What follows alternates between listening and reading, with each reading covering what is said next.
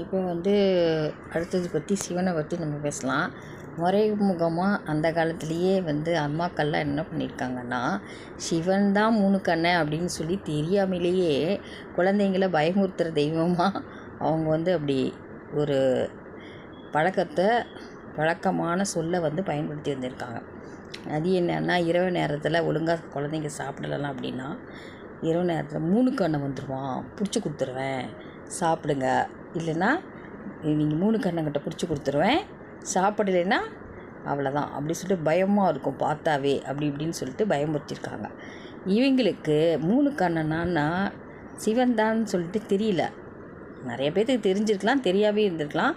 ஆனால் இது ஒரு பழக்கத்தில் உள்ள சொல்லாக அவங்க பயன்படுத்திட்டு குழந்தைங்களுக்கு திடீர்னு 3 கண்ணனா யாருன்னு தெரியல, யாரோ வருவாங்க நம்மளை பிடிச்சிட்டு போயிடுவாங்க அப்படின்னு நினச்சிட்டு பயந்துக்கிட்டு சாப்பாடு சாப்பிடுங்க. அந்த மாதிரி அந்த காலத்துலேயே இந்த மாதிரி ஒரு சொல்லி குழந்தைகளை பயமுறுத்தி வச்சு சாப்பாடு கொடுத்துட்டு இருந்திருக்காங்க. கண்ணன் எப்படி இருப்பார் அப்படின்றது இன்னும் தெரியல அவங்களுக்கு. ஏன்னா பாமர மக்கள் அந்த காலத்தில் இருக்கவங்க படித்து கொஞ்சம் சிவனை பற்றி நல்லா தெரிஞ்சவங்க, பக்தி உள்ளவங்க, இந்த மாதிரி இருக்கவங்களுக்கெல்லாம் சிவன் தான் 3 கண்ணன் அப்படின்னு சொல்லி தெரியும். மற்றவங்களுக்கு இதெல்லாம் தெரியாது இல்லையா? சாதாரணமாக வழக்க சொல்ல இதை பயன்படுத்தி குழந்தைங்களை பயமுறுத்தி சாப்பாடு கொடுக்குற மாதிரி இதை பயன்படுத்தியிருக்காங்க. ஆனால் 3 கண்ணன் தான், முக்கண் முதல்வன் இவன் சாமி சிவன் அப்படின்னு சொல்லிட்டு தெரியல அவங்களுக்கு. இந்த ஜடாமுடியை வச்சுட்டு மண்டமாட்டு மாலையை போட்டுக்கிட்டு புளித்தோலை போட்டுட்டு வரவும் பயமாக இருக்குது பார்க்குறதுக்குன்னு பயந்துக்குங்க குழந்தைங்க அப்படின்னு நினச்சி அப்பவும் பாருங்கள், அவங்க சிவன்கிட்ட தான் பிடிச்சி கொடுக்குறேன்றாங்க குழந்தைங்கள. சிவன்கிட்ட தான் குழந்தைங்கள கையில் பிடிச்சி கொடுக்குறேன். அப்போ கூட பயமுறுத்தி வேறு யார்கிட்டையும் நம்ம பிடிச்சி கொடுக்குறேன்னு சொல்லலை. சிவனிட தான் அவங்களுக்கு தெரியாமலேயே அறியாமலேயே அந்த வார்த்தை 3 கண்ணங்கிட்ட பிடிச்சி கொடுத்துருவேன் அப்படின்பாங்க.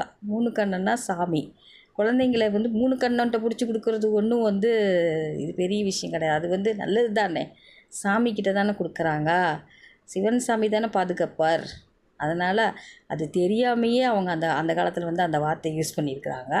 அதை நம்ம இப்போ ஆழ்ந்து யோசித்து பார்த்தோம்னா தான், சிவனை தான் சொல்லியிருக்காங்க.